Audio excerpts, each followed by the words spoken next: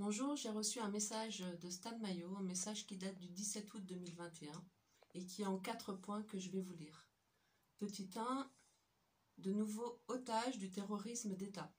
Le vendredi 13 août 2021, à 6 h du matin, le GIGN lançait un assaut au domicile de Véronique Tizy, vers Saint-Étienne. C'est moi qui étais visée par cet assaut.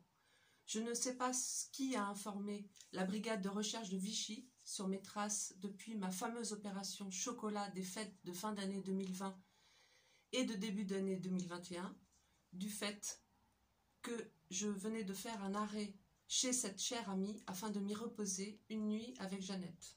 Véronique Tizy, qui est aussi la présidente de l'association OJS, Organisation Jeannette et Stan, dans le cadre du combat contre la pédocriminalité de réseau, a eu sa porte d'entrée réduite en miettes et a subi la rafle de tous ses appareils de type ordinateur ou téléphone portable. Son amie May, handicapée sévère qui vit chez elle, dut subir aussi, se réveillant en sursaut, braquée par des psychopathes hurlant comme des cochons sauvages avec leurs fusils d'assaut. Les 10 individus prirent un plaisir ostensible à me bousculer plus que nécessaire, alors que, réaliste, je ne résistais pas. Bref, je fus donc transférée à la brigade de recherche de Vichy par le PSIG, qui avait assisté le GIGN dans cette chasse héroïque aux terroristes, à l'homme association de malfaiteurs. Là encore, je laissais mon amour Jeannette seule et désespérée, s'accrochant à son courage hors pair. Pour moi, le pire était évité. Cette fois, elle ne se retrouvait pas incarcérée, pas plus inquiétée que par une audition en tant que témoin. Les gendarmes de la compagnie de Vichy furent très corrects avec moi. Les gendarmes du PSIG, une équipe jeune et sympa, furent même prévenants à mon égard. Bien loin de savourer ma capture. Concernant l'adjudant-chef de la BR, très correct également, c'était pour lui un grand jour, et très vite il manifesta sa totale partialité, comme d'habitude. Cet enquêteur n'était pas chargé d'apporter la manifestation de la vérité, mais de mettre en forme ma culpabilité écrasante. Là, de nouveau, il s'agit d'association de malfaiteurs dans le cadre d'une infraction punissable de 10 ans d'emprisonnement. Plus précisément, c'est le CNT de France qui est désigné comme étant cette association de malfaiteurs. Et mon implication est relative à mon bref passage au CNT l'hiver dernier avec la fameuse opération chocolat. Pour rappel, je sortais le 30 novembre dernier de ma dernière incarcération provoquée par mes efforts pour dénoncer la protection institutionnelle de la pédocriminalité, mais handicapée par 3 ans de mise à l'épreuve et 2 ans de sursis. Quelques jours après ma sortie de la prison de Poitiers-Vivonne, j'ai accepté le rendez-vous en visioconférence privée proposé par Éric Fiorile. J'avais été informé de son programme pour le 18 décembre 2020, qui consistait à organiser une vaste convergence de divers mouvements, dont les forains sur Paris. Étant très opposé aux manifs de façon générale, je redoutais terriblement que son initiative ne provoque de graves débordements, voire ne déclenche carrément une guerre civile. C'est donc à commencer pour tenter de faire annuler cet événement sous cette forme si dangereuse que j'ai sur le champ accepté la surprenante proposition d'Éric Fiorile, à savoir prendre la charge des opérations de terrain du CNT et la direction de la Néopole. J'eus immédiatement carte blanche pour réorienter les actions de terrain et pour commencer celle prévue pour le 18 décembre vers mon vieux concept de communication citoyenne avec les forces de l'ordre à l'occasion des fêtes, l'opération chocolat. Le 18 décembre, j'évitais le pire, faisant annuler la grande convergence in extremis. Confirmation m'avait été apportée que de très importantes troupes de divers corps constitués attendaient de pied ferme tout ce petit monde. Jusqu'au 8 janvier 2021, mon opération chocolat battit son plein, occupant les forces vives du CNT d'Éric Fiorile. Il y avait d'excellentes remontées de terrain quant à l'accueil fait, surtout par les gendarmes, aux braves gens venant leur souhaiter leurs meilleurs vœux. Les échanges étaient souvent très engageants, offrant un réel espoir qu'en cette période si cruciale et grave, le peuple obtienne une prise de conscience assez générale quant à notre réelle situation collective de la part de ses forces publiques. Les événements organisés par l'État terroriste macronien allaient bientôt tous nous écraser, jusqu'à la fameuse obligation vaccinale que les plus conscients voyaient venir, malgré les mensonges du premier traître à la nation. Hélas, Delphine Combes, sorte de président de substitution ou de paille, nommé en cas de coup dur par Fiorile, me planta du jour au lendemain avec mon opération chocolat, à la date du 8 janvier 2021. Nous avons encore 3 semaines devant nous, jusqu'au 31 janvier, pour tenter de provoquer le miracle d'un basculement des forces de l'ordre dans le camp de la vérité, de l'honneur et du courage.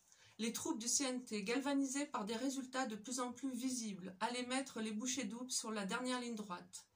Si seulement la trahison de cette femme n'était pas venue tout jeter par-dessus bord. Bref, je raconte tout cela dans le détail à travers un livre, publié depuis sur mon site de la Nouvelle Résistance de France, www.nrf.solution. Du CNT de France à la Nouvelle Résistance de France. Deuxième point, l'appel à la désobéissance pour les forces de l'ordre, mon dernier crime odieux. Du vendredi 13 au dimanche 15 août au matin, j'ai donc été travaillé par un parfait acteur de la police politique du régime macronien de Vichy. Celui-ci tenta d'orienter l'audition avec des procès d'intention visant à mettre en scène une quelconque notion criminelle, crapuleuse, voire terroriste dans le cadre de mon initiative de l'hiver dernier au CNT. Mon message aux forces de l'ordre public accompagnant l'opération Chocolat est au cœur même de l'accusation, avec mon appel à la désobéissance et, au comble de tout, mon appel à organiser une opération de police pour neutraliser les traîtres à la nation qui occupent les sphères de l'État français. En termes de procès d'intention, il m'est imputé une intention présentée comme crapuleuse de renverser l'État, comme si celui-ci avait été légitime, honnête et bienfaisant, et comme si cette intention de ma part était de l'ordre de l'ambition politique. Je suis en effet clairement accusé de vouloir nuire à la défense nationale, alors que mes intentions apparaissent tout aussi clairement depuis plus de 15 ans de lutte clandestine contre la protection institutionnelle de la pédocriminalité. C'est d'ailleurs mon appréhension de ce fléau avec ses tenants et aboutissants qui, dès ma première année de clandestinité pour le combattre, m'a poussé à chercher le remède à la racine profonde du mal, c'est-à-dire au niveau des traîtres à la nation qui se succèdent à sa tête dans un premier temps.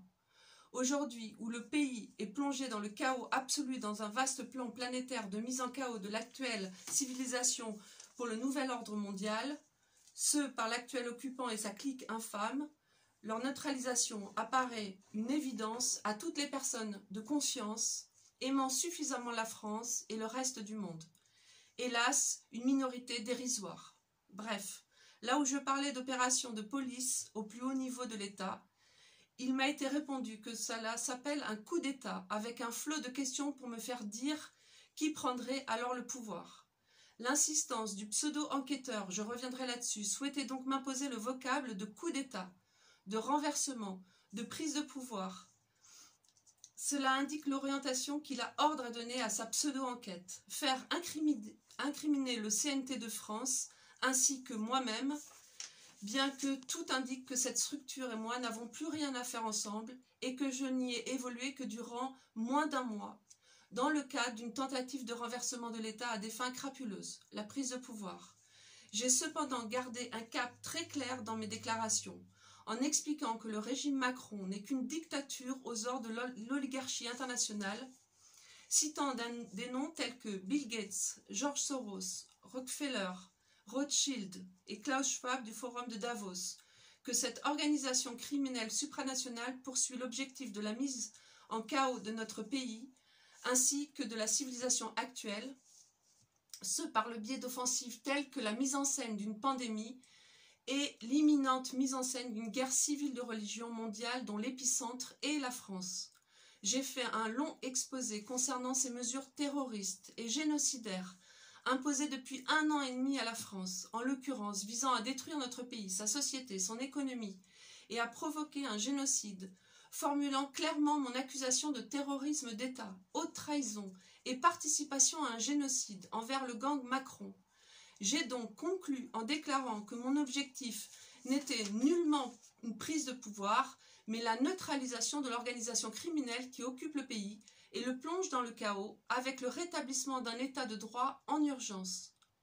Que de ce fait, ce qui m'est reproché, à savoir inciter les militaires de la gendarmerie et les policiers à désobéir aux ordres émanant du gang Macron, n'est une infraction que si mes accusations se révèlent être infondées, ce qui doit donc avant tout être établi par les enquêteurs en charge de ce dossier me concernant, leur mission étant la manifestation de la vérité. Cette déclaration a donné lieu à une vive polémique entre le dit enquêteur et moi, car celui-ci voulait m'imposer l'idée qu'il n'y a pas à enquêter sur des théories du complot, évidemment.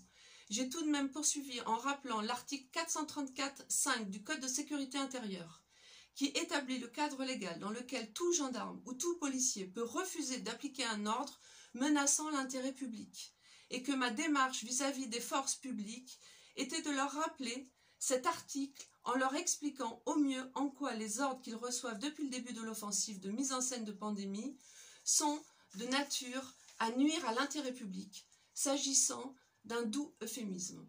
Cette déclaration a également suscité les remarques partiales et déplacées de l'enquêteur, voulant me faire une leçon de morale. Ce ne serait pas à moi de faire ce genre de choses. Déconcentré, je n'ai pas du coup pensé à rappeler que tout citoyen est tenu d'informer l'autorité judiciaire de la commission d'un crime en cours s'il a connaissance de tels faits. En revanche, dans mes conclusions, j'ai bien rappelé que je n'étais pas en infraction que si je me trompais sur toute la ligne et que cela devait être établi, et que, le cas échéant, il ne pouvait m'être imputé le moindre élément intentionnel ou moral de nuire à la défense nationale ou à l'intérêt public, ni la moindre intention criminelle ou crapuleuse, que ce soit d'une façon générale, à l'occasion de mes agissements, car sans élément moral ou intentionnel à associer aux éléments légaux et matériels la constitution d'une infraction ne pouvant être établie que par la réunion des trois éléments, ma culpabilité ne pouvait pas être établie. J'ai donc alors profité pour déclarer que je persistais dans ma démarche, celle par laquelle je suis en l'occurrence poursuivi et incarcéré, ce également à l'occasion de cette garde à vue.